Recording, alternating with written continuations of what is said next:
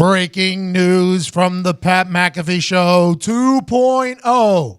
An item/experience has been added to the GROAT. What? Right now, if you go to patmcafeeshow.com and purchase Pat McAfee, professional baseball player, for $5, the critics are raving about it. What did Esquire say about it, Diggs? Greatest comedic sports documentary of all time. The critics are raving about Pat McAfee, professional baseball player. And for $5 right now at patmcafeeshow.com, not only can you get the sports documentary of the year, you also get entered into the GROAT, the greatest raffle of all time, which includes 2 Super Bowl tickets, 2 World Series tickets, 2 WrestleMania tickets, $1,000 free play at mybookie.ag, $500 Visa gift card, a Lisa king-size mattress, a Movement sunglass and watch, a job shadow of Nick Moraldo, an autographed Adam Vinatieri jersey, an autographed baseball bat from the game, and now officially being added to the GROAT, a bucket list item that will never be heard from anywhere else. Nope. You buy the Pat McAfee Show, Pat McAfee, professional baseball player documentary. You're entered into the GROAT, which now has a chance to golf with me and John Daly this upcoming spring at John Daly's home golf course, the Lion's Den. We will fly you there with a friend. We will put you up in a hotel there, and you will get to have a round of golf with me and John Daly. But Pat, what if I already bought it? Am I still qualified for this round of golf with you and John Daly? Yes, you are. This is just another item to be added to the GROAT. So whenever we pull the raffle winners on October 16th, the person will win. The first person wins. They get to choose of any of the incredible raffle items. Then we'll pull another name. They get to choose any of the raffle items. This ends October 14th. $5. $5. Even if you don't want to watch the documentary, which you should. Mm-hmm. People are enjoying it. Very good. 36 minutes of happiness, basically an idiot being thrusted into a situation that I should have never been in. You will get a chance to win all these incredible prizes from the raffle items. Once again, a bucket list item has been added, a chance to golf with John Daly and myself in John Daly's home course at the Lion's Den. Flight included for you and a friend, and hotel, flight and boarding for a round of golf in Dardanelle, Arkansas. What, for $5? $5. Sports Illustrated and Time Magazine both were on record last week as saying there's no way that this raffle could get any better, and they were fucking wrong. Wrong. There it is. They're going to have to retract their story. I'll tell you what, golfing with me and John Daly is a good time. You guys got to do it last year. Can confirm. It's a good time. The trip's going to be booked for a certain amount of days. Add an extra day onto there. Anyways, let's get to this. It is Thursday, October 11th already. October 11th. It's already halfway through the great month of October. Halloween and the creepy little kids knocking on your door is just right around the corner. With that being said, today's show is brought to you by mybookie.ag. Sure, watching football is fun, but it's more entertaining when you have some action on the games. Guys, you've heard me talking about this for weeks, if not months, and some of you are still on the sidelines. Don't be a punter. Get in the game. Whether you're an expert or rookie, you should be betting at MyBookie. If you're the kind of guy that likes to bet a little and win a lot, like playing the numbers on roulette, you can create a big parlay. Diggsy, you love those. Big parlay guy. You pick 3 teams to win at least, and if you hit all 3, you could turn 100 into 600. It's not a bad day. 600% increase. Good ROI there, Todd. There's so much to bet on. Playoff baseball, hockey, primetime fights, and more. But MyBookie is the one bet I know you'll be happy with all year. I recommend these guys because I really trust them. MyBookie has been in business for years and years. They've got a great online reviews, and their mobile site is easy to use. If you're on the sideline, now is the time to get in the game. MyBookie will still match your deposit. First deposit, dollar for dollar, but you got to join now because they'll be pulling that offer soon. Log on to MyBookie right now and double your money. Use promo code PAT, and you get your first deposit matched 100%. That's promo code PAT. You play, you win, you get paid. Very thankful for my bookie. Pay for this goddamn studio. Very, very, very thankful. We are also brought to you by ButcherBox. ButcherBox is the high-quality, healthy protein that you can trust. 100% grass-fed and finished beef, free-range organic chicken, heritage-bred pork. That's old-world pork before they bred out all the fat and flavor to make it the other white meat. AKA, this is the pig's way, the way they were meant to be. Amen. ButcherBox is incredibly convenient. It's delivered right to your door on dry ice. Love that. Whoa. Free shipping anywhere in the 48 states. Sorry, Hawaii, Alaska. You're going to have to pay for the shipping, but right here in the continental U.S., free shipping. It has unbelievable taste. There's a huge difference in taste between animals raised on the pasture and those fed grain and concentrated animal feedlot operations. It's exclusive and hard to get. Outside of ButcherBox, this type of high-quality meat is hard to find. You got to go to the American Plains to find that. That's where I'm from. That's where we got this buffalo from. I'll tell you what, it's very difficult to find this meat. Very difficult. So where's Waldo times 4,000? You don't just find good meat out there on the street. No. You gotta dig. You can find them feedlot operation meats anywhere. Oh, yeah. Yeah. Anywhere. Dime a dozen. For those who live in food deserts, it's near impossible. For those who live in big cities with expensive supermarkets, Whole Foods, our prices and variety are hard to beat. Get $20 off plus free bacon in your first box by going to butcherbox.com and using code PAT at checkout. That's butcherbox.com, code PAT at checkout to get $20 off plus free bacon. Also, you order this time of year, you can use that dry ice that they ship it with for Halloween. Great to Oh, Witch's cauldron. Yes. Who? Yeah. A witch's cauldron. Yeah, Put absolutely. it in a little pot. old witch's let it brew. steam up. Yeah, if you got kids and need to participate in this, go ahead and use that. Do that. I do not. First we were in the blender, and now we're helping people. Look at us.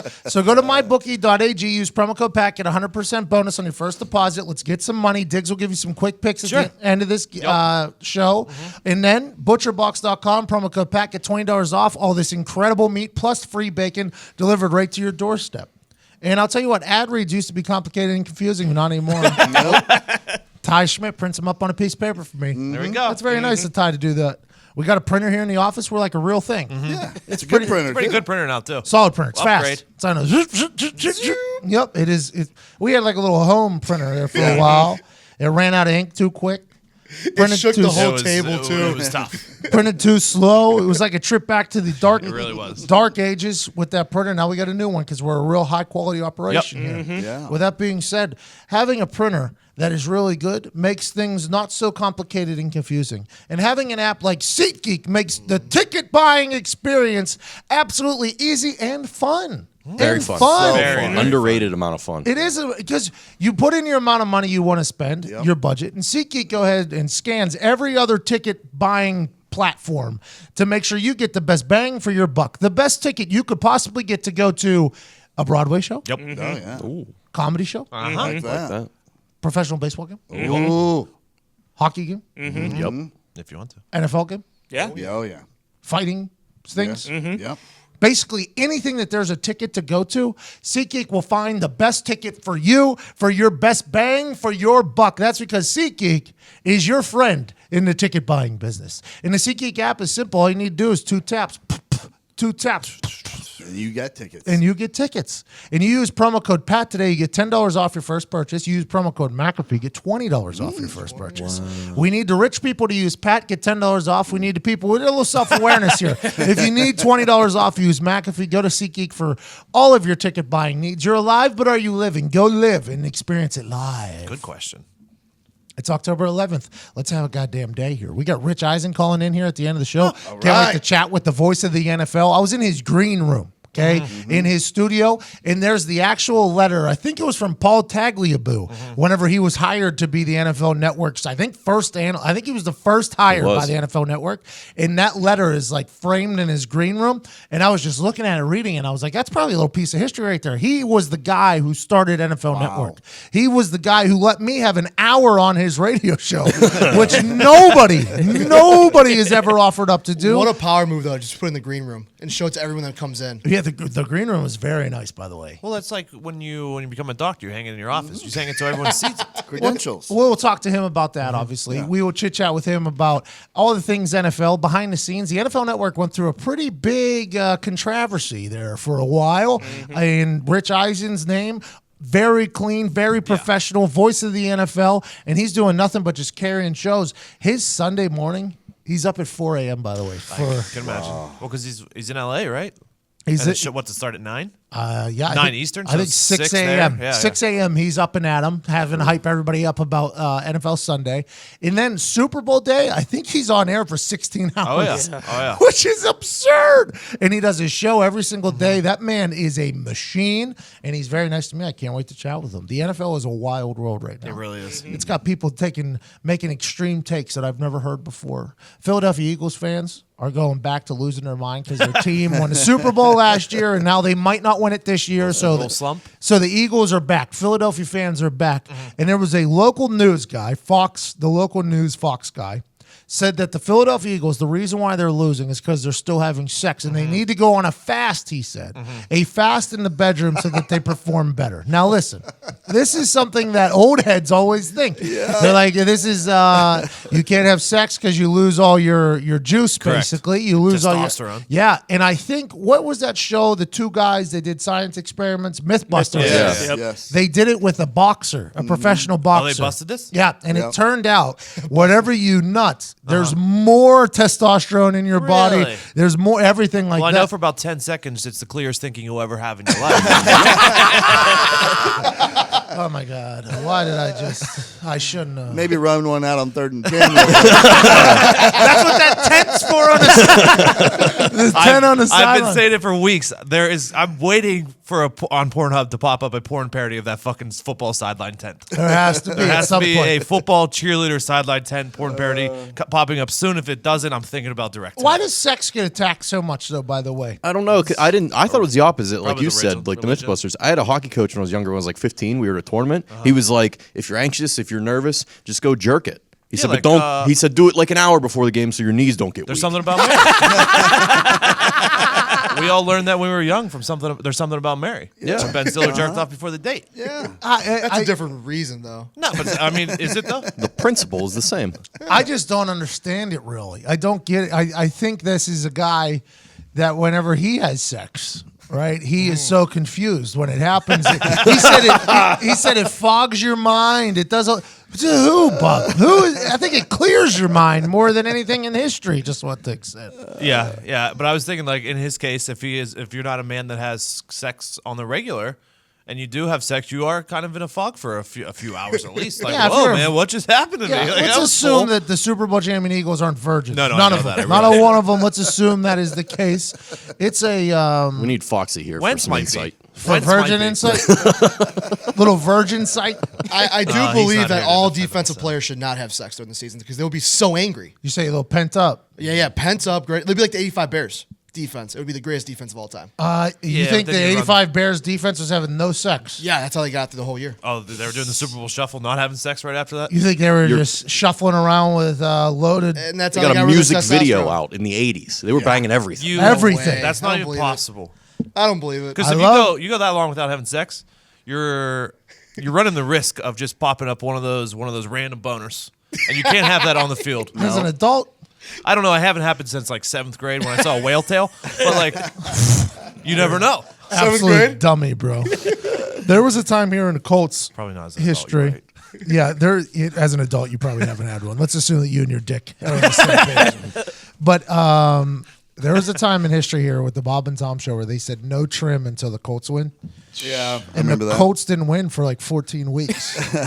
And the Bob and Tom folks, it was like it wasn't the players themselves. It was the fans who were saying no sex until the Colts win. Oh, I thought basically. you were talking about like beard trim. Well, I didn't know what trim meant either, but it was their Get big. yourself a piece of trim. Yeah, I guess that's it. Yeah, I don't know. No it's an old trim. saying for No, sure. no trim till the Colts win, and the Colts punished the whole city for like 14 weeks. Nobody had sex, but You guys met up. You're like, let's fuck these guys over so bad. the thought of that's being the reason why somebody like this guy was dead serious when he was talking this. By the way, this local news guy, Fox in Philadelphia. I thought it said he was yeah. an ex-player as well. Yeah, he was. He thought he had it all figured out. He's like, "Oh, we're 2-3, back against the wall. Got to take drastic measures.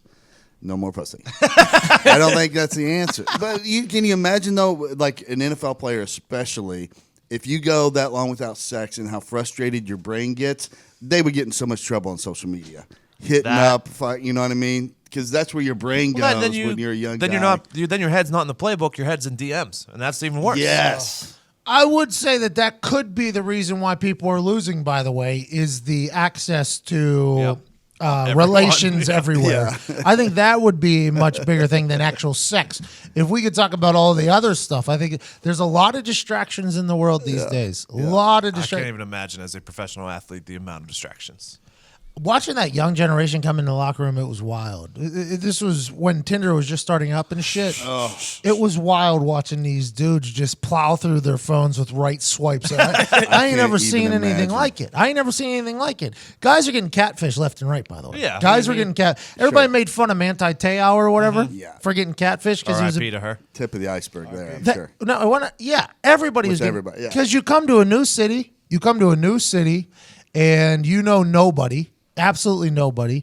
You're trying to maybe hook up with somebody, and all you see is just this little picture of somebody on the internet. So you swipe right, you have a full conversation, you meet up, and then somebody, that person could have looked like that person in the photo at some point until they fell down the what the fuck happened to you tree and hit every branch down the end of it. And then at that point, the guy has to be like, well, am I a terrible person here? Do I continue to do this? Or do I tell them that they lied right to my face? And then you just have catfishing situations happening all over the place. This one guy came to our team. I won't say his name. He had a lot of money, though. And he came to our team, and he said, man, I'll tell you what, these Midwestern people are supposed to be nice. All these bitches lying, man. I was like, what do you mean? He said, man, all these girls giving me like their photo when they were like maybe 19 or 20. These 30-year-olds are showing up in my place, and man, they look terrible, Pat. He said, but who's the bad person? Me or them? Dude, who's the bad person here? They're lying to me. But then if I was to tell them when they got to my house, like, what the fuck is you? I'm the bad guy now. So I got to do it just so I'm a good guy. And then they leave. And now I got to deal with what I just did. I thought I was having sex with an 8 or a 9 till a 2 showed up. And then I wanted to be a 10 person. So I did it. And I had to get them out of here. But Pat, they all lying over here in the Midwest. I lost it. I started crying, laughing. It was in like the training room. And I've been wifed up basically my entire life. So it's one of those things where I never really got to see it all happen. But boy, I was enjoying it. I was enjoying it so much because it can happen. It really can happen. Everybody makes fun of Manti Te'o, and they're like, oh, these professional athletes, you can't just meet people out in public. It's like, to be honest, it's very difficult to do that whenever you have a lot of money because you have no clue what people's intentions are. You have no clue at all. You have it's not only just the opposite sex, by the way, or if you're a homosexual of the same sex, it's friends too. You have no idea what anybody wants in this world anymore. It's very difficult, I think, for guys to find actual love. Yeah, it's a real shame. I agree. I'm 1,000% on the same page as you, except for Manti Te'o, I believe was like crying that she was dead and was going to go to her funeral when she wasn't real. Like, never met her. He was in love, man. Yeah, he did fall in love. He was a hopeless romantic. What do you want from the guy? I think that whole thing got spun out of control because he wanted to make his family proud. He wanted to make his family proud because his family thought he fell in love. So then he had one lie, had to lead to another, which had to lead to another, which led to another, which led to him crying, which led to an ESPN special, which led to him just getting embarrassed in front of the whole world. And he's still in the NFL, by the way. Yeah. Still playing in the NFL. I'll see him pop up on a Sunday here and there with a tackle. I think he's on the Saints right now. Yeah. He was last time I saw him, I think he plays. Like, it was one first 3 downs he was on the field. It wasn't a special teamer. He's still in the league.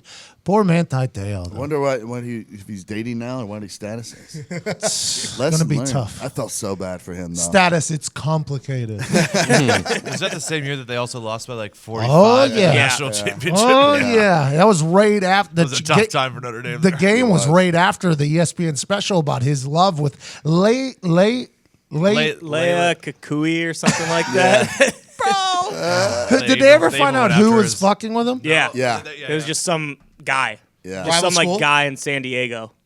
in San Diego, and then he gets drafted to the Chargers, right? Well, it might have been California. I don't know if it was San Diego specifically, but yeah, he just some random guy. That's wild, bro. You got to feel bad. I told the story a couple times where I caught a catfisher Yeah, you did. because I knew that there's no way that picture should have been that interested in me in the state of life that I was in. I knew it. I absolutely knew it. I called it out on it. After a dream I had. And then bang, couple years later, old Nev on the Catfish Show catches the bitch. Yep. And it was some lady in a trailer in Ohio when it was supposed to be a blonde lady in Houston. That was like, hey, next time you play the Texans, come by and see me. I'm like, okay, maybe. Yeah, that sounds like a good time. And then it just kept going. And I was like, this seems like somebody from Houston should not be. I am not good enough at playing. Nobody has a clue who I am. There's no reason this person should be this interested. And I honestly had a dream where I was walking through the airport and some old hairy man, I had to borrow his phone, and I grabbed his phone, and his phone was that lady's Twitter account, like on the phone. And I woke up, and I was really like, whoa. She is not a blonde from Houston. She is a fat, hairy man in the airport. And I sent her a message. I sent her a whole message that said, I know you're a catfish. So when you write your book about catfishing people, because there was other professional athletes that she was interacting with. I saw it on her thing. So when you write your book, I would like at least a chapter of how Pat McAfee caught your fucking catfishing ass. And then I blocked her. That was it. Last conversation. And then a couple years later on Catfish, this same picture, same lady was caught. Wow. And it was a moment of, it was the most vindicated maybe ever in my life if I felt. Because there for a while, a couple of my friends, like on the team, they saw this lady. They're like, Pat, you gotta follow through here. And I'm like, there's no reason. She should be interested in you, not in me. And it was just it was a magical situation. It's out there. This world is a catfishing world. Right? There was a period of time here where I thought we were just huge in Russia with Russian women who no speak good and want to have the sex.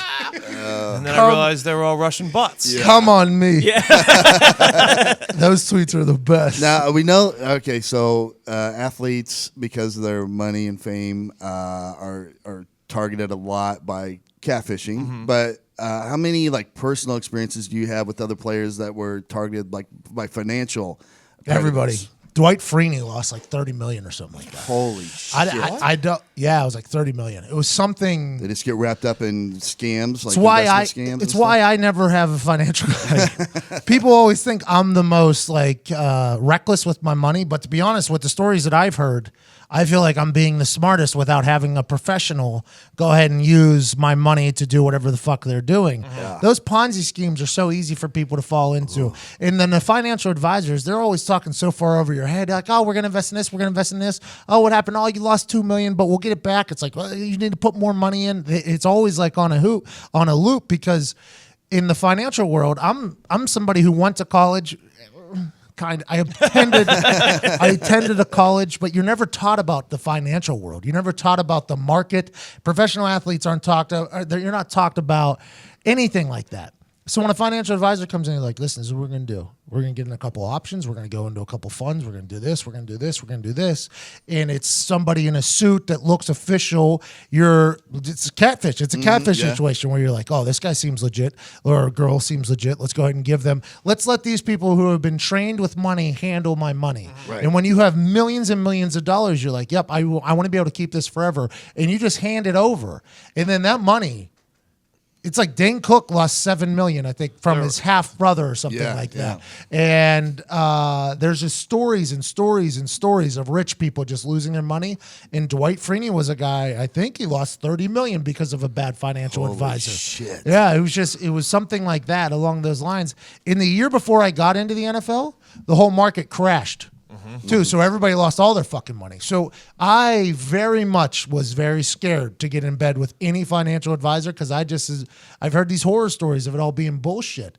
And then whenever they're like, yeah, invest in the stock market, now's the time, by the way, because it just crashed. And I'm like, yeah, but what if that happens again? Yeah. Like everybody lost every fucking dollar they had in there. And they're like, nah, get back in. Come on back in. And then you watch Wolf of Wall Street and you're like, oh, no way am I doing that. I'll just buy wrestling rings at 4 a.m. with with my money. And at least if I lose it all, I know where it's gone and I've enjoyed it, as opposed to just hearing about it in an email. Like, oh, we lost $2 million yesterday. I know we talked about this before, though. We but lost $2 million.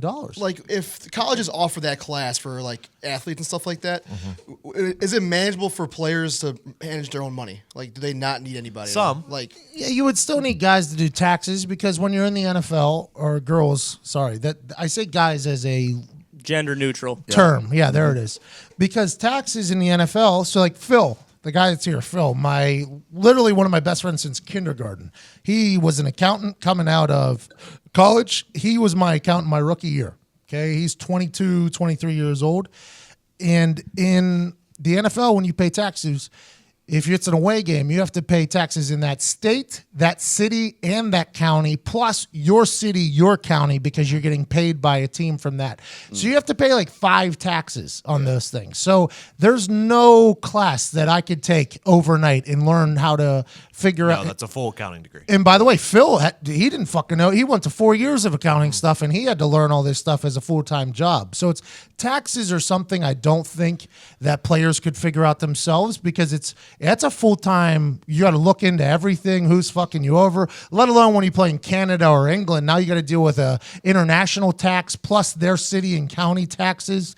I don't think that taxes would ever be something that somebody could figure out. Yeah. But when it comes to like smart financial decisions, I think that could help out a lot. Like what a mortgage is and stuff like that. Like 30-year mortgage, how much you should be putting down, what's the percentage that you should be getting fucked on interest rate, that type of stuff. Difference between leasing and buying, stuff like that. Yes, I think those are the little things that guys could learn, but the taxes and stuff like that and how to invest in the stock market, maybe you can get some tips, but honestly, I've heard that's all just you get lucky, basically. It's roulette. So I've always been on the team that I am not going to rent. I am going to buy. Right. I've always been, I'm not just going to let this apartment company just suck money out of me. And then at the end of it, I get nothing out of it. Now, granted, I was in a position where I knew I probably wasn't going to get cut too, unless I completely fucked up. So there's always different methods. It's just, for me, the professional athlete course that is not offered to athletes in college, I think is complete bullshit. I think that is something that they should do.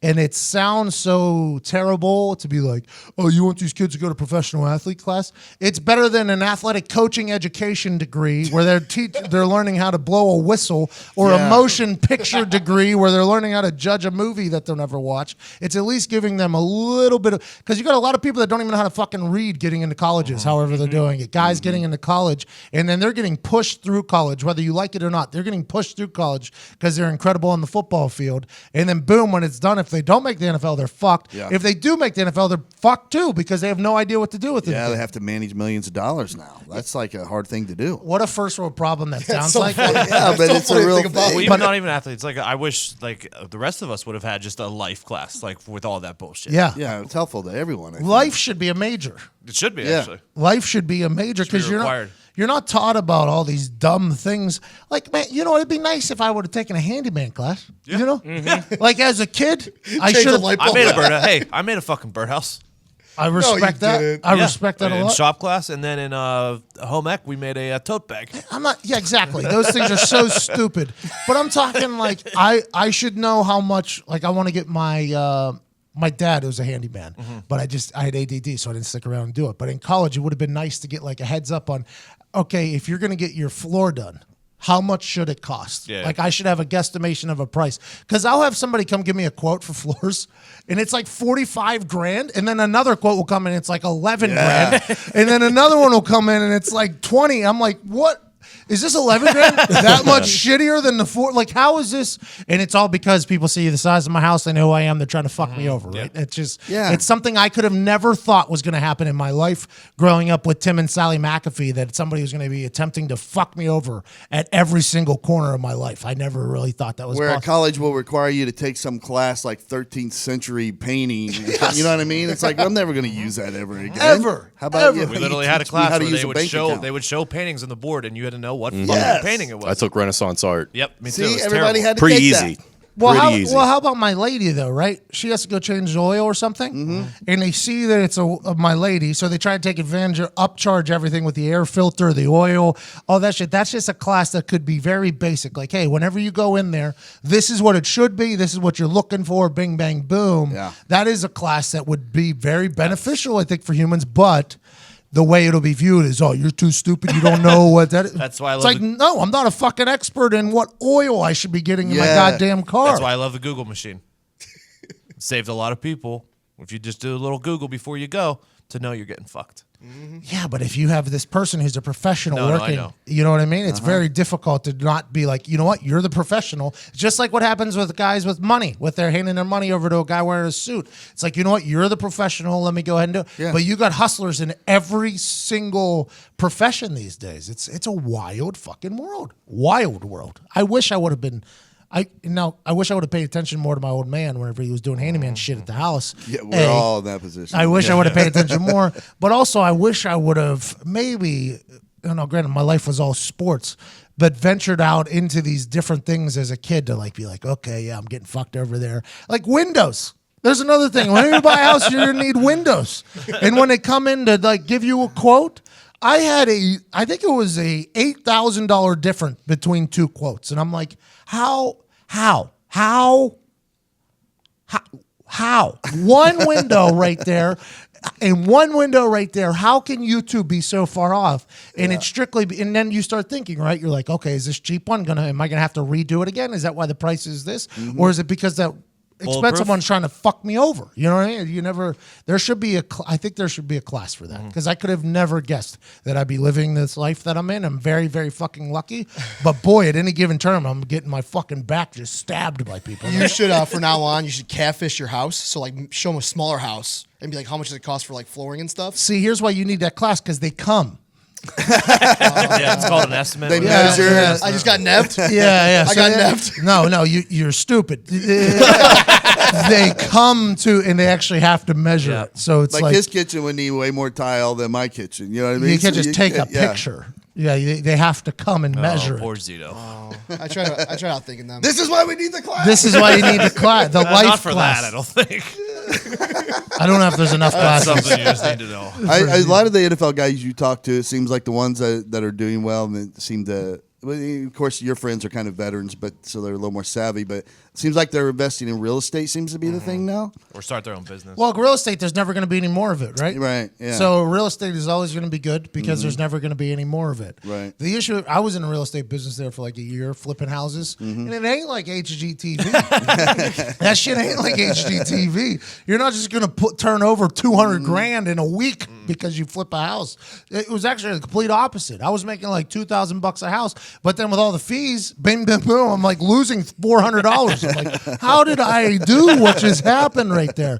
But real estate is, the thought is, there's never going to be any more of it. Right. So you get real estate, you'll have that forever. You'll never miss out on everything. Right now, I own like 3-4 houses right now, right? Right. That'll never go away. So Yeah. if this all comes crashing down, I could sell my houses, I'm good to go. But real estate seems to be the safest bet. Right. But if the housing market goes down again, then you're fucked. Then you have to just sit on it and wait on it and wait on it.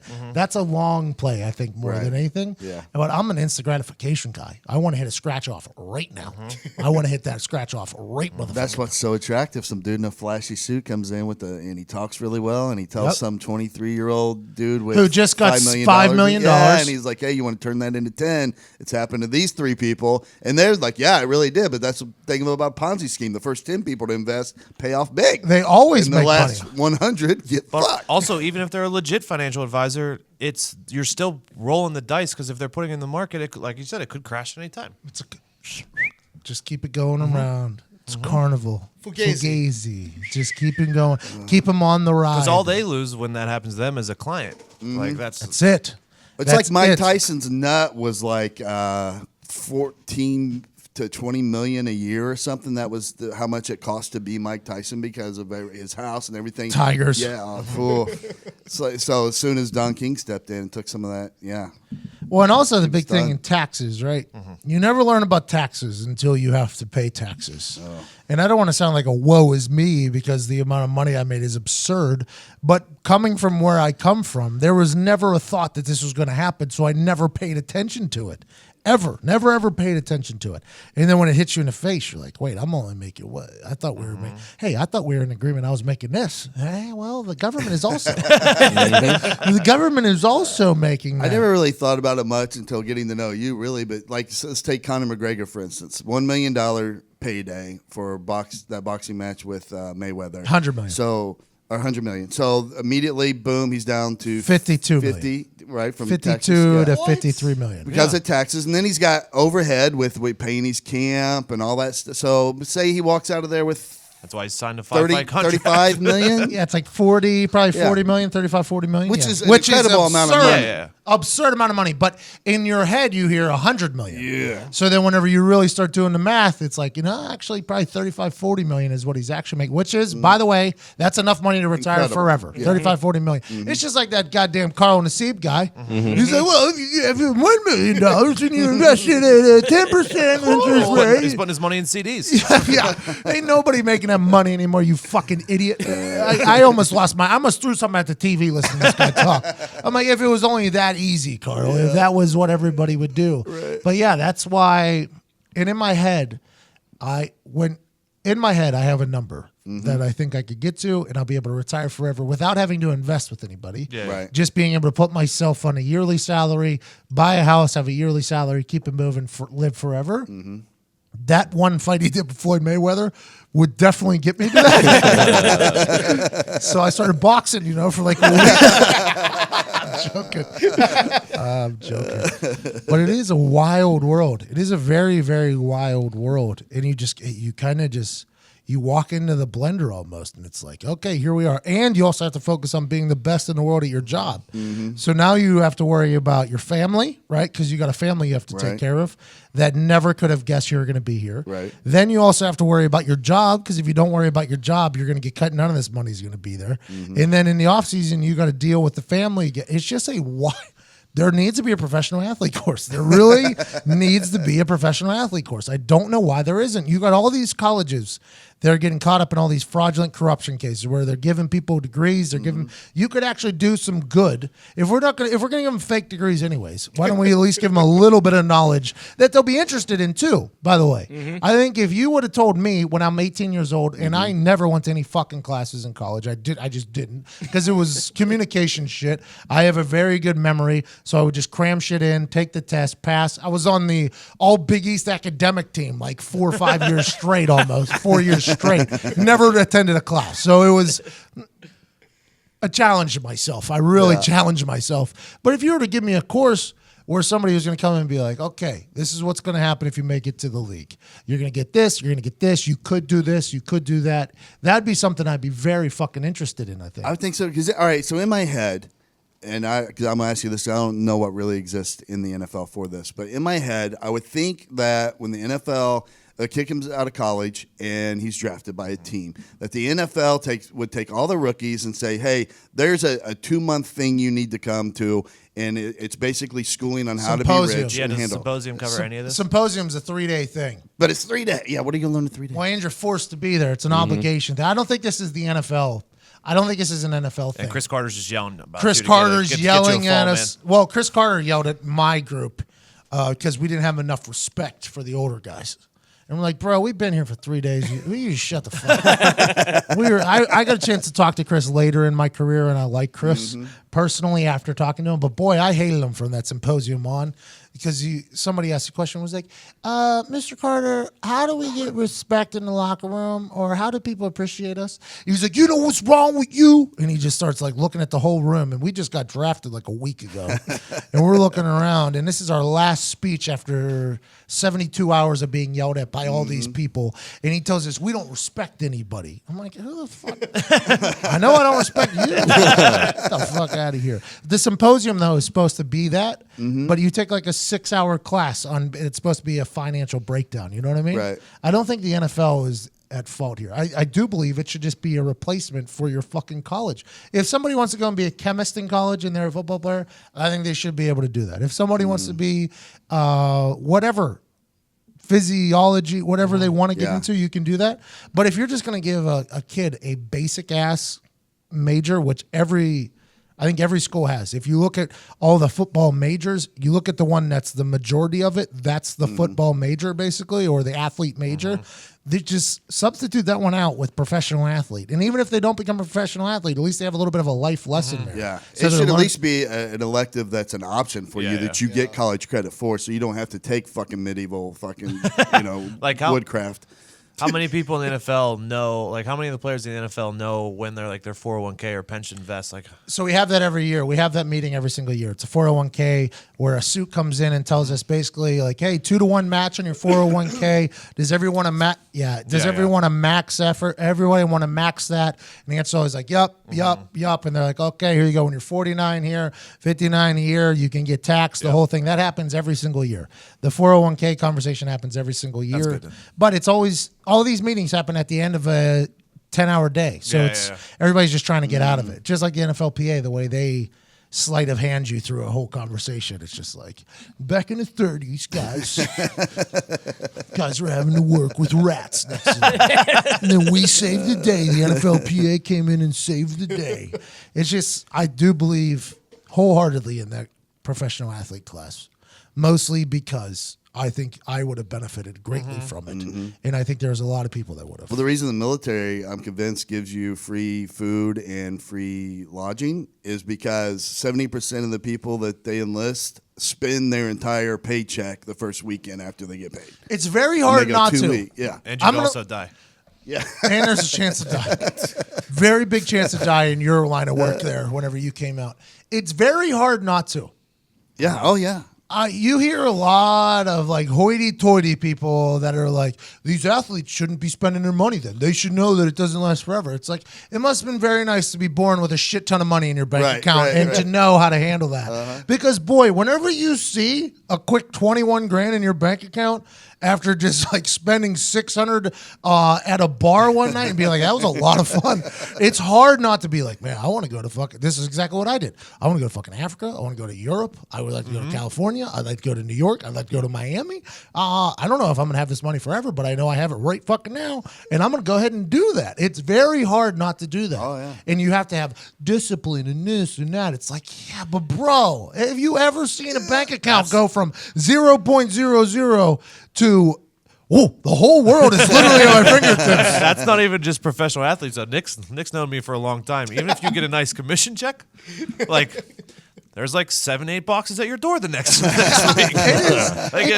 It's difficult not to. Unless you're one of the, I don't know how people. I worked with people who they would like, half of my commission goes into my savings. I was like, half of my commission goes to Amazon. I don't know. Like a stock option? No. The issue is, though, this falls into that because growing up, you never think you're going to have this problem. Yeah. Right? Yeah. Like growing up, I never was like, you know what? Now, granted, I've done very good with my money. Very excited about where my money is. But if I didn't play until my third contract, I don't think I would have. I think I would have been completely fucked. I had to continue. If my career would have stopped after year 4. Which typically a guy's career does. Yes, year 3, year 4, I would have been completely fucked. But I get franchise tagged and then I get another contract. So I'm in a very good spot. But it is something you never think of. And there was moments there where I was coming back to training camp in my first couple of years and I had like $10,000 left basically out of everything from the year before. Like just waiting for the fucking game checks to come back.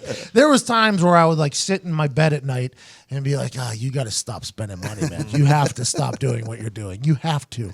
And I wake up the next morning and be like, fuck it. Who can? And it would be very difficult. It's very, very difficult to be like, because money there, It's funny to hear that. money's there to spend. That's in my head. I'm like, We do the same thing, just on a smaller scale. yeah, it's But it's all relative. Everything's It's all relative. Your lifestyle. I mean, all of us sit there and think about things we want. If I had another $2,000, I would want this. I have a list. And as soon as you get it, you spend it. I bought a black Escalade the day after I was drafted because my entire life I said, if I ever get rich, I'm buying a black Escalade. And then literally the day after I was drafted, I bought a black Escalade, had no money in my bank account. Zero money in my bank account. I thought the signing bonus was going to come immediately. It did not. It didn't come for 3 months. So I had to literally walk into the bank numerous times with a news article telling them, I just signed for this. I promise if you could just delay this. My dad's like, Pat, you're going to get me fucking credit ruined because he had to co-sign with me. I'm like, I'm sorry, Dad. I thought we were rich. I thought we did this and we were not. It was just, you don't expect that type of shit. You walked with a news article? Yeah, to the bank. I literally have a list in my notes. Wish list, when have money again. What's the number one thing on it? New car. What car? I don't know.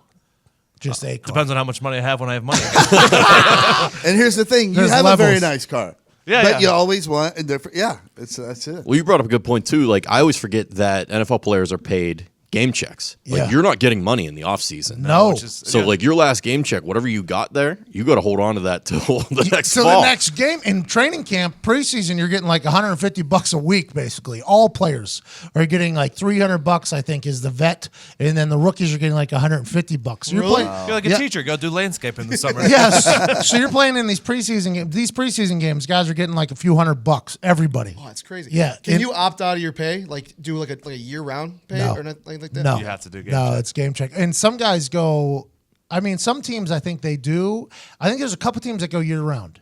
I believe there's a couple teams that go year round. I'm not certain, but it's all about how the team wants to pay you. It's not like your decision. It's how the team wants to It's pay you. probably better for the team for you to get game checks too. in I'll case tell they you wanna- what, after that Super Bowl, my rookie year, we get out of the Super Bowl, we lose. And then I look at my bank statement and I'm like, man, I got what, 4 months off right now? And I'm just staring at my bank statement. I'm like, oh, time to go fucking spend this. This might be a dumb question too. So like if you make it to the playoffs, that's a game check as well, but someone that's not in the playoffs doesn't get a game check? Playoff checks are all the same. So it's Okay. agreed upon. If you make it to the Super Bowl, it's like everybody earns an extra 150 grand. Gotcha. So it's the first check, I think, I don't remember the numbers. But if you make it to the Super Bowl, everybody gets the same check. So playoff checks are all the same for the entire team. Your salary is all finished by 17th week. So then playoff checks are all the exact So same for teams everybody. really gain ground by making the playoffs, going far into the playoffs because their expenses are down. Home each field. game, but they're making probably home more. field. Home field Yeah. is huge. So because then you get all the stadium sales. Wow. Yeah, all the merch, all that shit. Yeah, it's huge. Or you might be saving $1 million a check on certain players. So my rookie year, when we made the Super Bowl, me and Dwight Freeney were being paid the exact same amount of money for the playoffs there. Wow. The exact same amount of money, which is wild to think about because the first 17 weeks, I think he made 45 times what I made. 45, I think it was.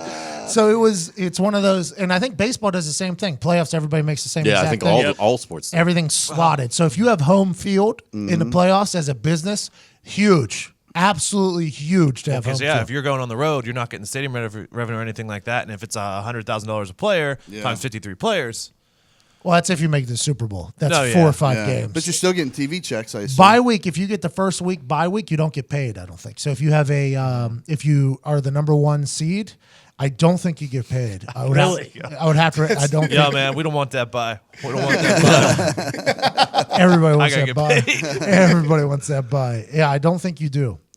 I'm trying to figure out in my head if we did or not. I don't think we did. Do you get paid in the bye in the regular season? Yes, get paid because that's your salary. But the bonus, the playoff bonuses, I don't think you get paid for the buy. Only if you play, you get paid. Which I guess they can justify. I guess they can justify that.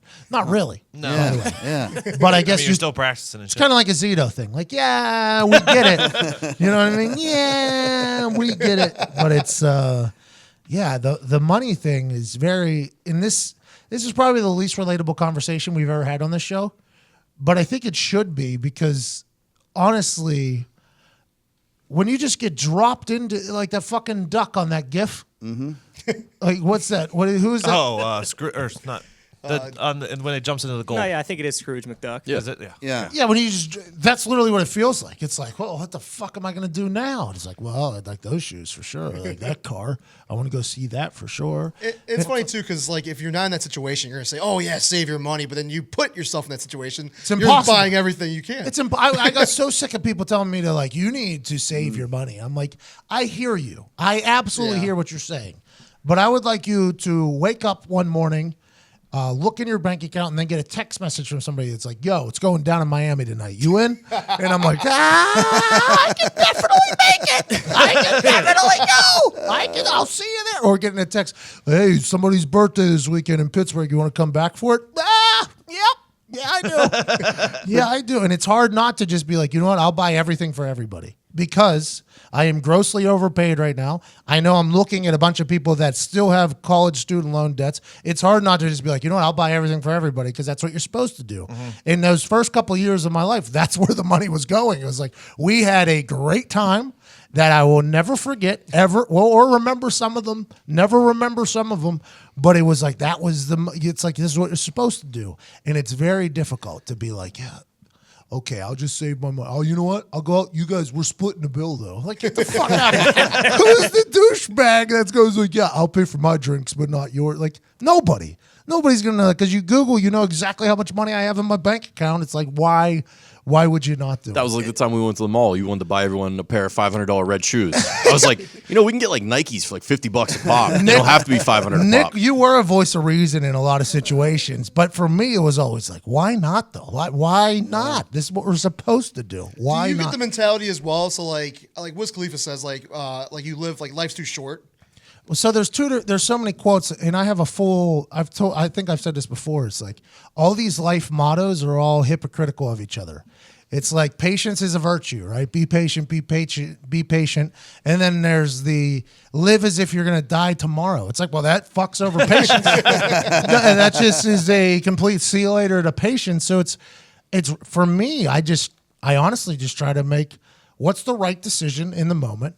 What is the thing that everybody's going to have the best time with?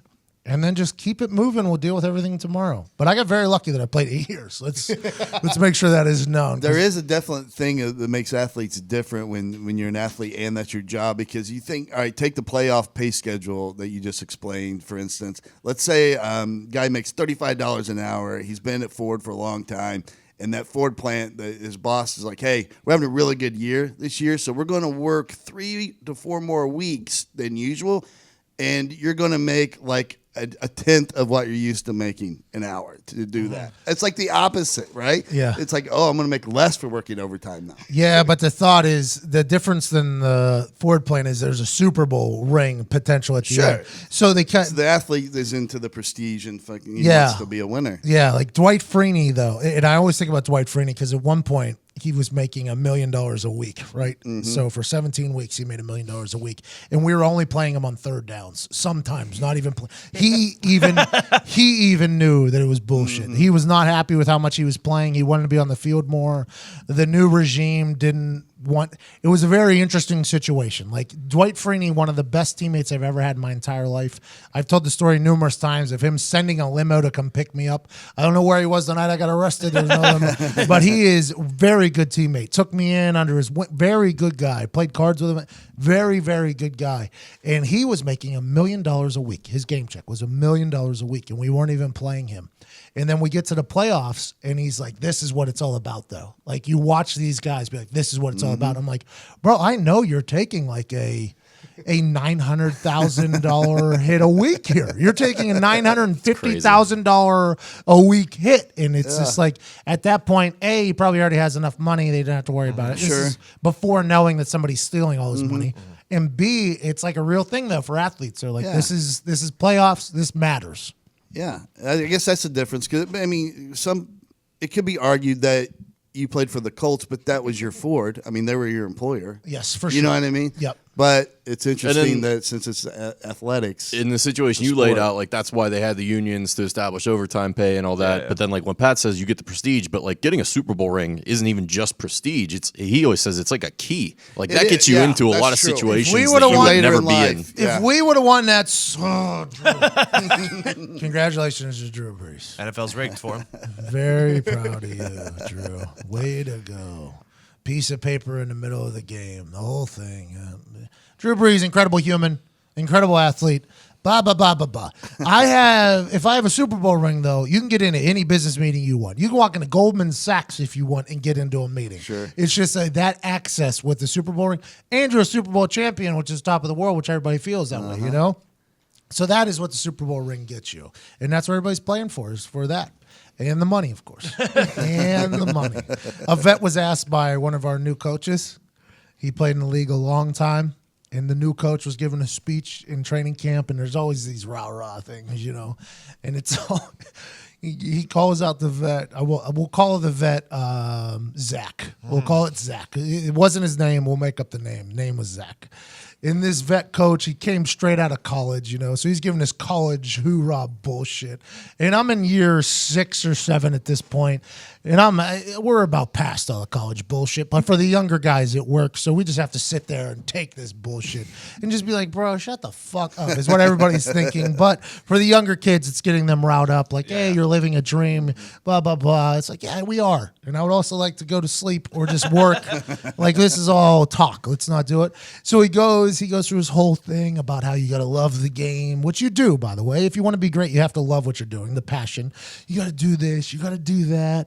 You got to be willing to do the extra stuff. It was all good, Go over every inch matters, just like any given Sunday. This guy thought he was giving an any given Sunday speech. It was his first time really speaking in front of the team. It was a big moment. Chuck let him talk, So he towards the end of it, he goes to the vet. He goes, hey, Zach. And Zach was not prepped for this, right? And Zach was in probably the same mental state that me and all the other vets were in. Like, bro, shut the fuck up. And he goes, hey, Zach. And Zach's like, yeah. And he goes, why do you still play the game? He was like, the checks don't bounce, cuz. It completely fucked up the entire speech the guy had going, that it ain't about the money, it ain't about this, it ain't about that. Why do you still play after all these years? Checks don't bounce, cuz. And then I started dying laughing. All the vets started laughing. Chuck Pagano basically kicked the coach off and was like, I should have gave Zach a heads up. It was awesome. I loved it so much. It's probably my favorite training camp moment. Probably my favorite. Hey, why do you still play? Checks don't bounce, cuz. Okay. I'm just going to go ahead and walk it the fuck off. It was awesome. It's a wild conversation we had today. Yeah. Never would have guessed that this is where it would have You never know where it's going to go in here. A lot of prep. A lot of prep. That's what I learned about going in and watching Jim Rome and Rich Eisen and these folks. The amount of prep they put into shows, I understand why they're professionals. Well, they also have to coordinate graphics and things like that. I mean, if we were also on TV, maybe a little bit more. I'm sure we would, yeah. Certainly would. Put the graphic up already. Come in half Hey, hour did we early. make a graphic for this? No? I enjoy just letting her fly, though. Yeah. Because who knows where it's going? Yeah, I like not knowing where it's going. Who knows where it's going? To be honest, I think that's the purpose of it. Now, granted, we ran our serious show exactly the same way. Yeah. Here you But go. I think people like that. They like the spontaneity of it. Somebody tweeted about yesterday, because yesterday we went from we were talking about the colorblind issue or whatever, straight into cauliflower mashed potatoes, part of the keto thing. There was no transition. I'm back on keto. I'll tie it all together for you. Okay. This article just popped up on Pro Football Talk. Shad Khan's exploring the tax implications of playing in London because he's purchasing Wembley Stadium, but basing the team in Jacksonville. Florida, no state income tax. So he wants to keep the team headquartered in Jacksonville, but play the home games in London. Why the fuck my company in Delaware? Little Dicky. Little Dicky says that. You start to learn about these states, Texas, Florida, Nevada. You start learning about these states that are just like perfect places if you ever want to move and place your company there. Now, granted, there's no football team in Delaware, but same type of thing. Taxes are a bitch. That's why whenever I hear people get in trouble for tax evasion or whatever, it's like, I understand everybody wants to hate them because it's like, oh, you rich fucks, just pay your taxes. But boy, there was a lot of times I was trying to figure out how to evade mine. And Phil was like, you can't fucking write off your 70-inch TV, Pat. You can't. For film. Actually, you can, though. Yeah, but you're just asking to get audited. You're asking. Phil was one of the most stickler accountants, I think, probably in the NFL. Mine is not. He yelled at me for writing off my sword. That's because you know what you're doing is you're setting yourself up to just a fucking miserable situation where, like, I had guys on our that I played with that were writing off their Jordans because they said they were training in them, and their computers and their TV because they're watching film. All these things. That's legal. Is it? Yeah. You're basically just throwing flags, like a challenge flag, at the IRS. Whoa, go ahead. I dare you. I dare you. And then when that audit comes, you better have your fucking shit tight. And it's just like, are we willing to go through that? And Phil was like, no, we are not. You're just going to fucking pay them, and then we'll get a big return, and then we just keep it moving. That's just him. He doesn't want to do the work on an audit. That could be it as well. That could be it as well. I think I'm in IRS hell for the next 4 years, probably. Because last year they hit me with I owed a bunch of money. But for me, it was a bunch of money. And then so I'm with my accountant, and I'm like, well, I guess I'm going to set up a payment plan or whatever. And she's like, yeah, just come in, and we'll fill out the extension. We'll go over it. And then I was like, hey, I didn't, because I had to file early because of my son's scholarship, I didn't do my K-1s, which show your profit or loss from a business from the comedy clubs. Lost my ass in the comedy clubs. So I was like, hey, let's add the K-1, and it canceled out what I was supposed to pay them because of my losses. But now you know what's the IRS is going to be like, they're looking to get oh that yeah, back. he thinks he's fucking slick. All right, let's dissect this shit. That's all they're paid to do, by the way, know. is to take money away from you. Mm-hmm. That's their entire gig. And the tax law is like, it's the Bible. It's thick as the Bible. There's just things on top of things on top of things. And as a child, you never think about it. You never think about taxes. And you think about how the lights stay on the streets. You don't think about Unless that. they're using IBM Watson to catch me. I'm not worried. IBM Watson. All right, let's hit some things real quick. The first poster of Disney's live-action Aladdin movie came out yesterday, scheduled to come out on October 24th. Who's excited? I am, because isn't Will Smith playing the genie? He is. I'm all in. Can't wait Not for my that. genie. No. Vern Troyer's death ruled suicide by alcohol intoxication. This one hurts. That's a thing? Well, if you're a little person and you probably chug a fifth, Yeah, it said that he overdosed on alcohol pretty much. Yeah, but is that suicide? I knows think we it was was pretty getting well himself into. known, that he was masking some other stuff with his alcohol abuse. No, I get that, but like, bull. if I went out this weekend, I'm sorry. no, that's fine. God. Did you I watch keep Bull? forgetting to record it. This Bull was good. This one was good. Tuesday's Bull episode, maybe the best one yet. Good. Have it recorded. It was it's a spin. Bull's so smart, man. He is. He's so smart. It's hard to remember that he writes the show, right? That the show is written. Because mid-show, I actually said, oh, he's so fucking smart. I said it out loud. It is the greatest show. It is so good. Wait until you see it. It has all the hot topics too, all the trigger button topics. Really? Oh yeah, race is involved. Police officer is involved. Nice. White police officer is Yeah, involved. yeah. A gun is involved. Shooting of an unarmed black man is involved. Wow, they hit everything. Oh, it hit everything. It hit everything. The city trying to have a settlement and then that getting it was good. I was like, Bull, coming through. So I met with CAA, right? Yeah. And they gave me a motion picture agent as well, like an acting agent. Sure. Yeah. His name's Avi. This guy's a go-getter, I think. Avi. Aid. Oh, from His name's Ray Avi. Donovan. Is that a... I didn't know... Character in Ray Yeah. Donovan. He's a that's fixer. right. Yeah, he's a fixer. Well, let's hope this guy's... Ex-Israeli Special Forces. Yes.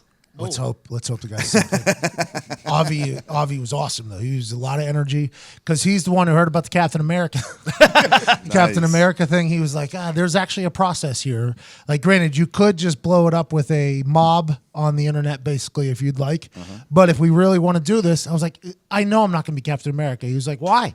Why do you know you're not going to be Captain America? I like that. He's like, there's a process here, though, we got to get through. Now, granted, if you suck, it's not going to happen. But if you have any chops at all, there's a chance, because this building we have here is a pretty powerful one. We could potentially get you in there. And I'm like, he's like, sounds good. Fuck, I forgot what I was going to talk about. Oh, he said, what are some shows that you like that we can get you some guest roles in? Because this is a way to do it. We get you some guest roles and stuff, and then they kind of get you on tape, and then they see you, and then they keep moving. What are some shows you like? I was like, Bull. And he was like, Bull. The Dr. Phil show? I was like, also, Dr. Phil. Love that show. If you can get me... Chris Lee's know best. Chris Lee knows best. Guest appearance on that show. He was like, so Bull is the #1 show. I was like, have you ever watched Bull? He was like, no. I'm like, You need to watch Bull. It's the greatest show of all time. He was like, so you want to be like a drama actor? I was like, no. But there has to be a way that I could get in there and be an action comedic guy. Isn't there? He's like, in Bull? I was like, there has to be a way. Those writers are good enough, aren't they? He was like, okay, so Bull, give me a list of shows that you think your brand would be good Did you in. give it to him yet? No. I'm still trying to figure it out. You should definitely tell him something like Danny McBride-ish, like as far as... Well, I kind of want to be... I think I could be an action comedy guy, right? I think I could be the Caucasian Rock. I honestly think I could do that. Chris Pratt, Mark Wahlberg kind of have it on lock. Yeah. I think I could kind of chime in and be the third. I think I could get in there. I think I would have something Those movies pay very well. very well. Especially, I told Avi too that I know the game. We got to get in with China. We got to get in with the Chinese mob because that's where The Rock is making hundreds of millions of dollars every single movie. The Yokoso. I think that's Japan. Yakuza. Yakuza, there it is. Is that China or Yakuza Japan? is Japanese. That's Japan, yeah. Don't say the same thing. The Don't say Triads? Triads. We're trying to get Triads. in with the Chinese. Triads. Don't say Triads. the same thing, I please. tried I didn't say Triads. that. Yeah, you did. I heard you say it. Well, I was watching Rush Hour last night, so I was a little off. So good. If you could bring Juntao back to life and fucking get Jackie him, Chan knew how to work the Chinese network. Yes. Like nobody. You know who didn't? Bruce Lee. Yeah. That's why his ass is dead. And And Brandon. his kid dead from the Chinese mafia, which I would like to let them know. Bruce Lee and his kid deserved the Chinese mafia if you're listening. Yep. I very much, I'm on your side here. Will Smith knows how to work the Chinese mafia. Got Jane Smith into the new Karate Kid. Yep.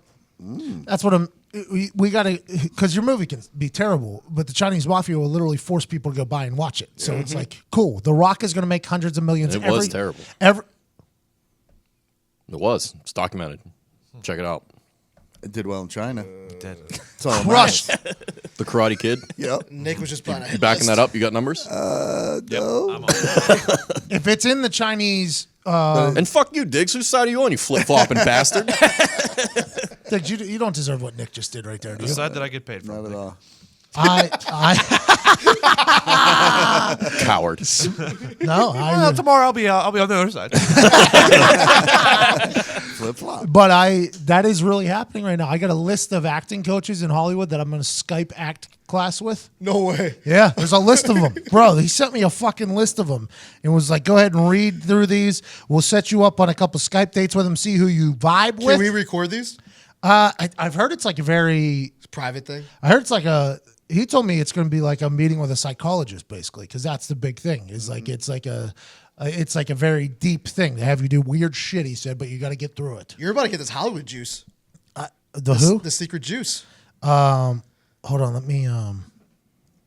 Oh, the Hollywood juice. You're about to get this. You said halibut, like the fish. That's what I heard. That's You what I said thought. Is halibut. there something No, he I don't did. know about? You He- just You suck said on a halibut for a half The hour? and you're halibut 5 years juice younger? is what you said. Can we replay that back?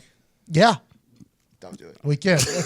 I'm trying to think of shows because I don't watch network TV very much anymore. But I used to enjoy There's a show- anything with Kevin James in it. I think you and Todd. Kevin James play off each other well. Billy Gardell. I love Kevin. I love Kevin I do James. love I Kevin love James. him. I Well, love that him in show- Hitch. I love him in everything. Our buddy See- Frat does an incredible Kevin James impersonation. You should be on that new Lethal Weapon series. I've thought that since it came out. They haven't found a guy to play Mel Gibson's character, and I think you'd be pretty good in that. I think you in Game of Thrones would be good too. I'm out. That's already done filming. Hawaii too. 5-0.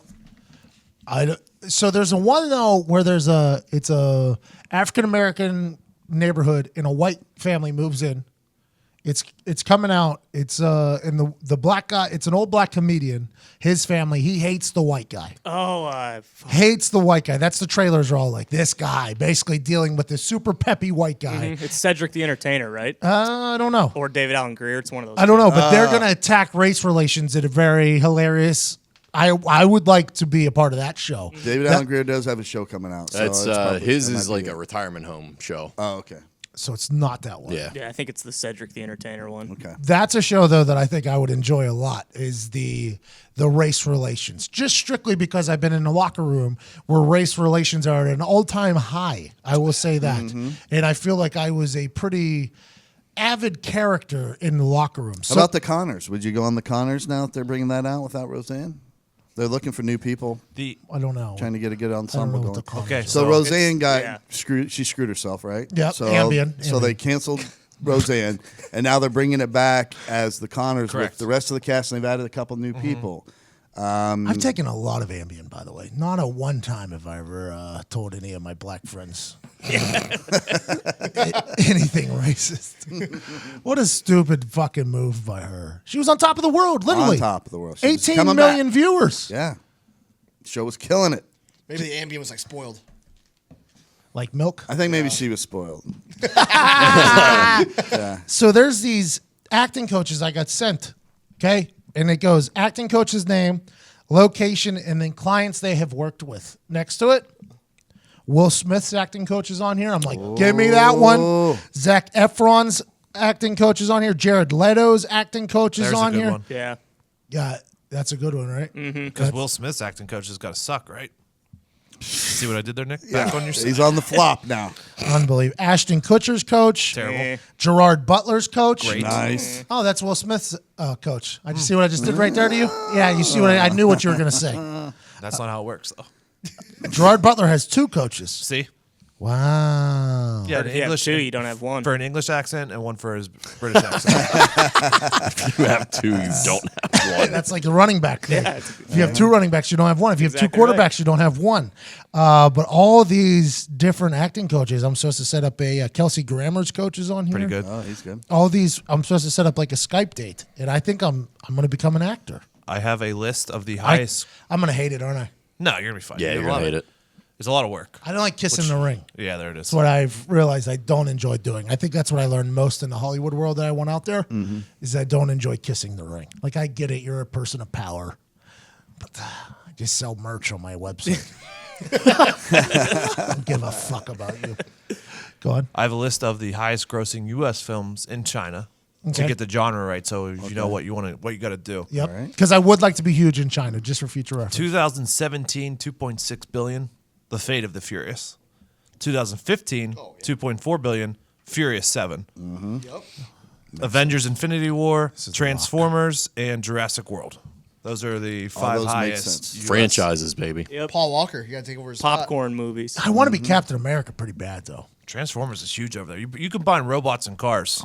Yeah. That's a key. Wahlberg's about due to step out. From, No way. Have you seen him? Transformers. He looks ripped still to this day because you've seen his schedule. He wakes up at 3 a.m. Yeah, but I think for the Transformers series, I could see him like he has so much other shit going on. Oh yeah, I don't think he he's might been give in up that Transformers role. in a while. What is No, he was in the last one, Oh, he but was? he's also making like $30 million a movie for those, so it's kind of hard to step away from that. also Didn't the plays director 18. say that they're going to make Transformers every year? Like, Yeah, kinda like that's that? the plan. Yeah. That's I've crazy. seen Shia LaBeouf's Transformers. That's a good one. Yeah, I he was like in the that one. first two, and the then OGs. they got rid of him, and Wahlberg's been in like the last three. So Marky Wahlberg is Shia LaBeouf. Yep. Yeah, a different character. Yeah, Josh Duhamel's still in it as well, I believe. And Tyrese.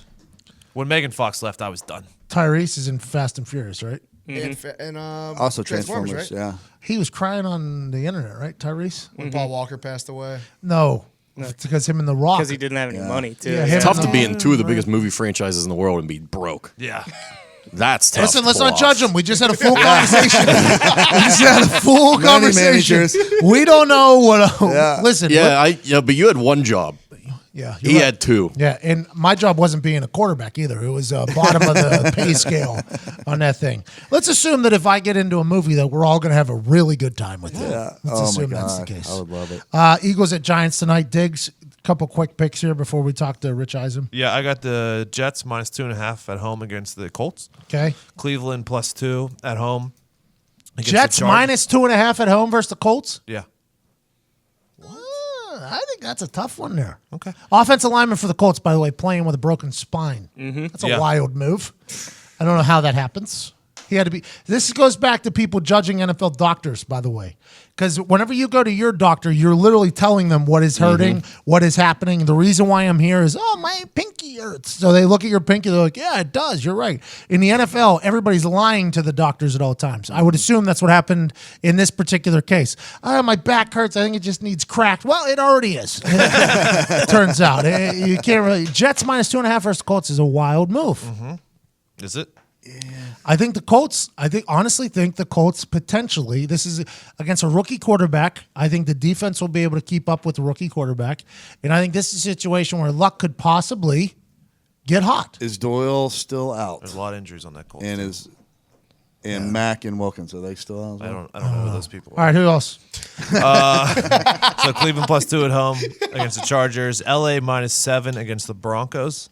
Tennessee +3 at home. Home dogs against the Ravens. And New England -3 against the Chiefs. Beautiful. Great bets. Go to mybookie.ag.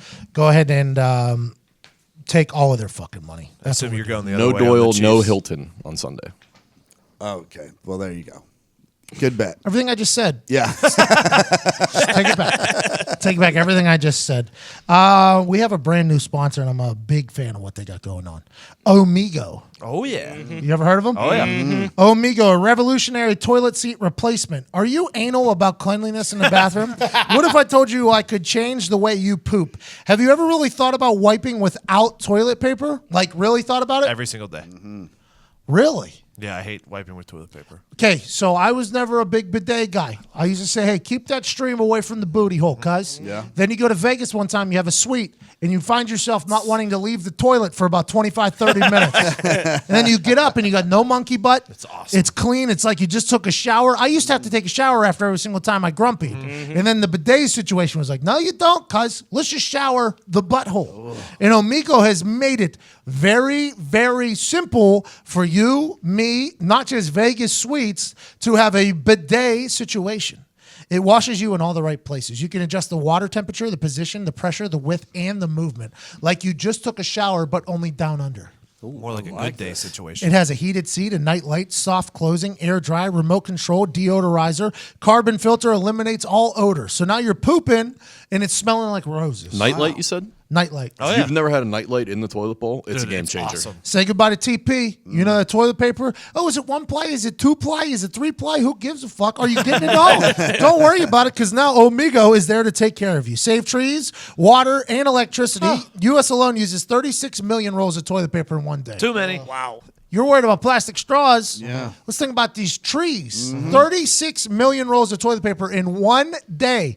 Quick math, 36 million times 365 digs. It's like 300 billion something. Nailed it. It's clean and safe. It's 900 quick billion. and easy.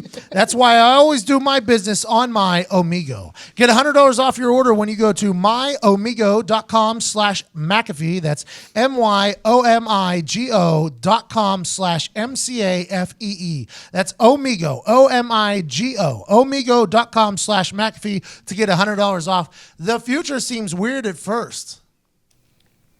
Let it be weird. And fall in love with it. Completely agree. I love my Omigo. So I have questions here. Yeah, buddy. So you flush, the water goes up. What happens after? It dries. There's an air. It dries it. What? Yeah. If this was not Yeah, on it's like a Shark car Tank, wash. Yeah.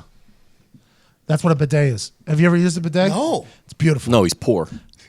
No, we got these guys. I would like to tell you that you don't have to be wealthy to get a bidet. Not anymore. Not with Omigo. Get $100 off. Omigo.com. That's what we're doing here, Zeke. It's for Matt- everybody. It's called Zito a poor. It's wild. I didn't say a poor. I said he's poor. Here's Rich Eisen. I enjoy when people call in during the show and they could hear the phone ring. Rich, What's up, brother? I thank you so much for joining us. You ready to do this thing?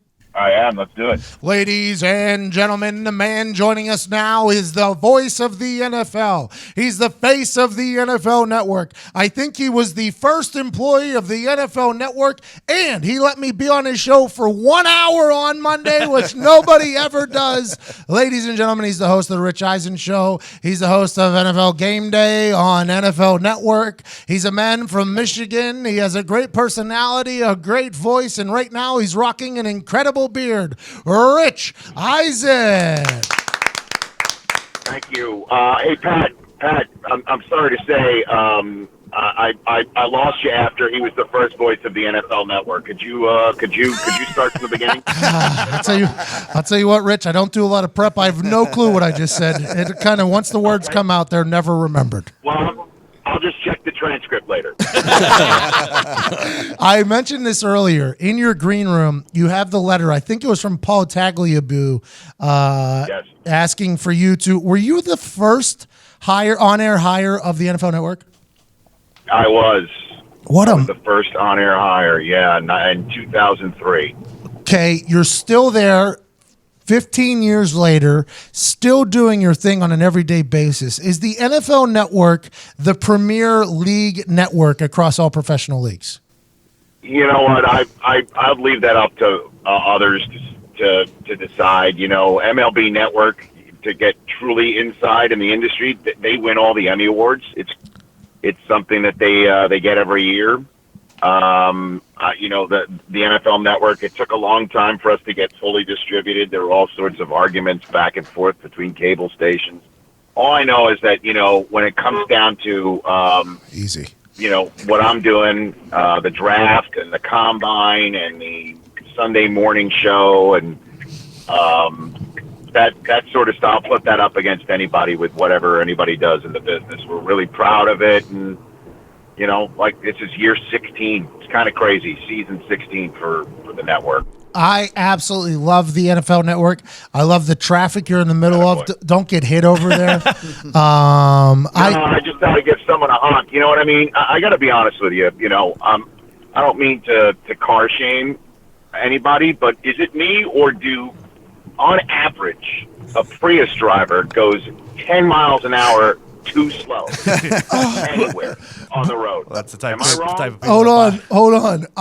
When I was on my Bird scooter, I was passing Priuses in California, and I had this rhyme. I was like, a lot of Priuses in California, bitch, driving around looking like a bunch of beta shit. I had like I made an entire rap song about Priuses because there's a lot of those. And you were going faster than them. Yes. I was, because there's a lot of Priuses in California, not that much here. You live in California full time. You're based out of right by the LAX airport. You have an incredible studio. That DirecTV deal you have is incredible. Your show every single day, 3 hours, you crush. Then you have the weekends where you're up at 4 a.m. for the 6 a.m. call time. Yeah. The Rich Eisen, are you ever gonna slow down, Rich? I don't want to say you're getting old, but your schedule's insane. There's a non-playing season that comes up in February, and when that happens, I don't work on the weekends and get to be a dad all the time and as much as I can. But I love doing it. I mean, you were here. I mean, there's not many shows that afford what we did. You know, it's kind of like what we did was like a podcast, but with cameras on us and commercials and live reads and so. You know, you were there for an hour. We talked anything about anything that, you know, was safe for work to talk about on a broadcast show, and it was great. It was a total blast. I'm pleased to let you know that the walls are still standing after your my security entry card still works. So you know, so I'm things are looking up. Things are looking up. Well, I thank you for having me on. Your walls are littered with photos of in-studio guests that you've had. Everybody from Adam Sandler to NFL Hall of Famers. What has been a conversation that you got to have that in the middle of it you might have been like, yeah, wow, it's insane that I get to have this conversation right now? Oh, man. Let me think. Right off the top of my head, we had Matthew McConaughey came on once and told the story of how he came up with the phrase "all right." On the what was it? And confused. He said that, you know, it was his character Wooderson, and it was the scene, you know, where he's in the car and he's like putting himself in the shoes of what Wooderson would have thought back in the day, and he had his car and he had his chicks and he had his music, and those are the three things. All right. And I'm listening to this and I'm thinking to myself, this is the coolest thing ever. And that's the thing I also love too, is, you know, I mean, it's not straight sports. You know, I may not last the longest or get the most clicks, although having you on certainly helped on that front. You're a very popular man, Patrick. I'll tell you that. Only on the internet, not in real life. No. But that's the future. But don't kid yourself. I appreciate that. But I mean, you know, I'm able to talk pop culture, and that's the thing I really like doing too. You know, somebody might drive around on a sports talk radio station and wants to be informed in the latest of a certain team or wants to get inflamed and get angry over an opinion. That's not what I do. So I just love having those conversations. And to me, I like, I think that does work in the sports world too. I mean, we stopped the America's largest sporting event for a rock concert in the middle, and nobody bats an eyelash. So That's a good way to that's look at the that. idea that behind the show, and we're 4 years old now. Well, I think you have a lot. You have a good crew over there, by the way. A lot of fun. It's a cool, it's a cool set. Everything like that. Let's talk about NFL now. Let's talk about a little bit of sports here. Drama is at an all-time high in the NFL world. All-time high. Every little thing is blown out of proportion. Whether it's Odell Beckham, Le'Veon Bell, Antonio Brown, Dak Prescott, everything is just drama, drama, drama. Is this something you think that the NFL loves or hates? Because it's always the topic of conversation. There's always incredible athletes doing incredible things, but off the field, it's like a reality TV show on a regular basis. Is that good or bad for the NFL? I think, it depends, to be honest with you. The spell my name right PR strategy is not really what the NFL is looking for, but having drama like holdouts and drama like calling out your coaches and whatnot, I don't think the NFL was too thrilled about Odell going off on his own with Lil Wayne sitting next to him having a conversation on ESPN. I don't think they were too thrilled about that. But I might be wrong. I don't know.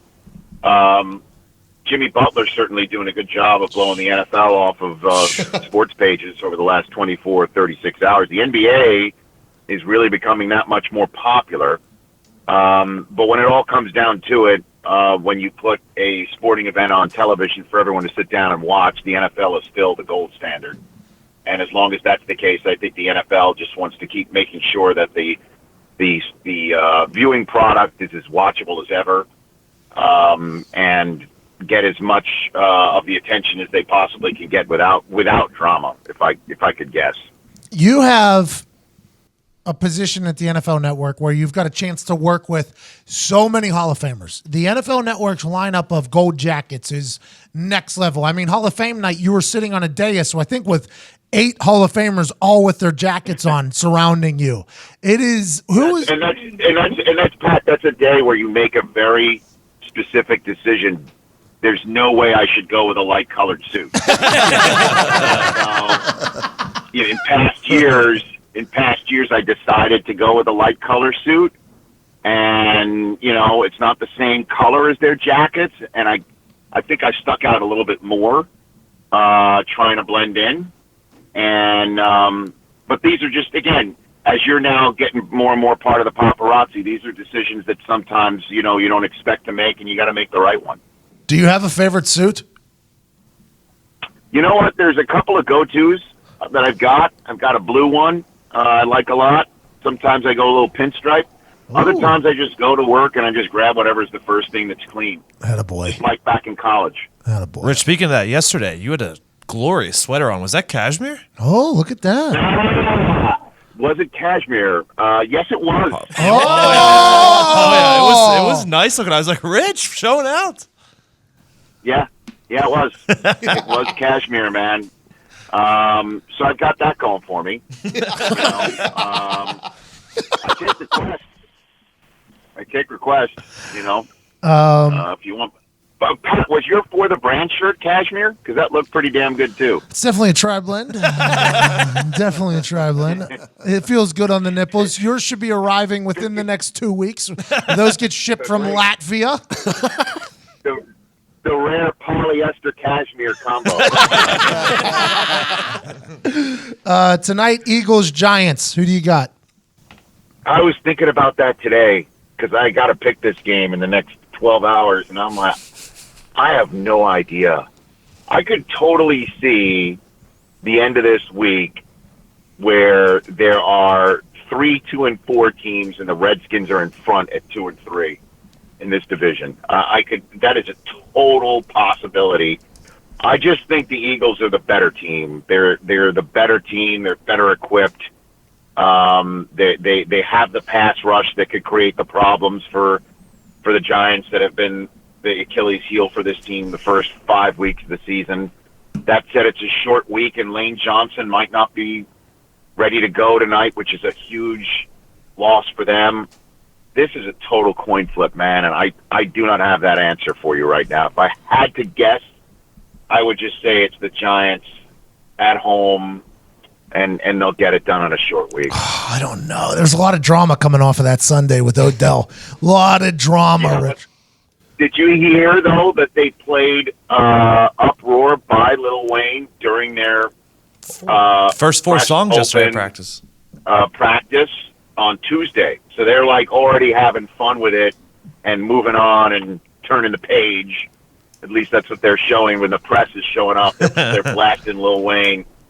I don't know what the hell to make of this stuff anymore. Kanye's showing up to the White House today. I mean, what the hell? I honestly don't know what's happening in this world anymore. Do they ever ask you for opinions, the NFL, the league, like on whether or not how the refs act, the challenge stuff from an entertainment standpoint, being the first? I will get on occasion when I do see the commissioner. He will ask, what are people talking about? What's going on? He will say that, and I'll give him exactly what people are lighting up the phone lines about. I will always give my 2 cents on officiating. I thought the tuck rule was garbage. I thought the catch rule was worse. And, I'm glad that whatever they did, midweek, a couple weeks ago to talk about this roughing the passer penalty stuff, they've clearly fixed. Obviously the occasional, WTF call will get through, like the Michael Bennett hitting Kirk Cousins and sliding down his legs call. That type of stuff will still get through. But the football, like J.J. Watt flat out decleated Dak Prescott and landed on top. Like the power of every Watt who plays in the NFL landed on top of Dak Prescott, and there was no flag. So I think that they have they've fixed that. And those are the things that, to me, really inflame a fan base and make them think that that it's not the NFL that they're used to anymore. The helmet rule, I think, has been absolutely properly applied. There's been some crazy-ass hits that have led to ejections that I think every last one of them was warranted. So those are the things that, I'm always going to give my opinion on. And I think I told you this story, but if I did, I'll repeat it anyway. But before I started, I guess to come full circle here, when I started with the NFL Network, I left ESPN, and there was like a 2-3 month period in between leaving ESPN and moving out to LA. So right in the middle of it, I got a call from Steve Bornstein, who's the executive from ESPN who'd launched the NFL Network. Guy's so smart, he hired me twice. He calls me up. I got a call from the NFL from an executive whose name I'd never heard of before. And I call Steve up, and I'm like, hey, I got a call from somebody who wants to meet with me. He goes, who is it? I said, it's Roger Goodell. And he goes, hang up and call him back right now. And he was the COO of the NFL. He was the right-hand man to Tagliabue at the time, who really never got any headlines. I'd not have really have known about him. And he took me golfing. He's like, let's go. You play golf? Yeah. He goes, let's go. So it was just me and him for 18 holes. And right around the 11th, 12th hole, I remember I was in a sand trap. And he says to me, look, you've been hired to do a job. You did a job at ESPN well enough, really, really well. And you were hired to do a job with the NFL. And if anybody ever tells you anything that you should or should not say and you're uncomfortable about it, you call me and I'll fix it. Oh. And that's fact. And he's even at times said to me, hey, how come you didn't ask this question, first instead of third? Because, if my reaction gave you any pause, that shouldn't be the case. You can ask me anything. And he did that during the lockout, which, as you know, there's billions of dollars on the line. So I've been free to say, what I'm going to say, and that's part of the reason why I'm thrilled to be around for season 16. Roger Goodell, not a terrible human, you're saying? That's fact. That's fact. That's what he said to me, and he's backed it up for 16 years. How's his golf game? Pretty good. Pretty good, man. Are you forced to say Not that? bad. Are you forced to say that? Oh, when I say good, I mean he cheats his head off. Hey, Rich, I appreciate you so much. He's good. Hey, thank you so much, man, for A, what you did for me on Monday, B, coming on this show. Do anything you did for me, man. You gave me an hour of fantastic content that I'm telling you, our numbers of our videos, when we tweet them out, whatever, they're off the charts. You're a very popular man, and that's the future of this business. And, you keep doing you. That means a lot. Everybody's telling me that, but I'm not sure everybody gets it. You do, though, and you let me have an hour, which nobody on earth would do. So I'm so thankful for that. Say hi to Tim McAfee for me, all right? Block Dad says hello. Ladies and gentlemen, the face of NFL Network, the voice of the NFL, Rich Eisen. Thank you so much, Rich. Thank you. All right, brother. See you, man. What a guy, dude. Great guy. He is. He really is. He let me, I'm telling you, in him saying that I'm popular, I'm very thankful for him, all his compliments, but nobody lets me on for an hour. Nobody. It's always, like Dan Patrick, I think we're interviewing him today, they wanted me to fly to Connecticut for 10 minutes possibly on their show. And I'm like, get the fuck out of here. I'm not flying to Connecticut for 10 minutes. I'm a big fan of the show. And everybody's just like, well, we don't know if you can be blah, blah, blah. And Rich was like, come on, we'll have you for the full hour. And I'm like, nice. Thank you, Rich. Like, that is so nice of you, because an hour is much different than 10 minutes. Yeah. 10 minutes, you're going to be let me hit everything I could possibly hit and then keep it moving. I'm very thankful for Rich. The reason why I love Rich is the way he described his show, and he knows he's not a hot take machine, and in that society today, hot is takes great to listen to. Well, it's refreshing, right? He's very relaxed. Even when he's hosting, he's very smooth and just kind of lets everyone do their thing. He doesn't step on anybody. He's a cool cat. I'm a big fan of Rich Eisen. First hire of the NFL Network. That's incredible. That's wild. Him and DP were great together though in SportsCenter when they back in the day. And then DP has his thing, Rich does his thing. They're both. That's reason why they're probably both where they're at. By the way, So DP and Rich were together. Rich says he can give me an hour. Come do that. DP says you can get 10 minutes if you need it. Well, I'm going to go to California where the weather's nice. I appreciate you so much. Big thanks to Rich Eisen. Big thanks to all of you for listening. We got Diggs picks in there. Shout out to Omigo, by the way. Go ahead and get one of them. #Endgang, #Endgame. Send us a photo of you watching Pat McAfee, professional baseball player. We appreciate you so much. Entering the Groat. It's beautiful. Numbers are doing well, by the way. We appreciate you all being active. It's only $5. Remember that. You guys have an incredible day. We will chit-chat with you on Tuesday on this show. Tomorrow, Heartland Radio 2.0 with bangers, the whole thing. Have an incredible weekend. So thankful for you. Ty Schmidt, hit the music.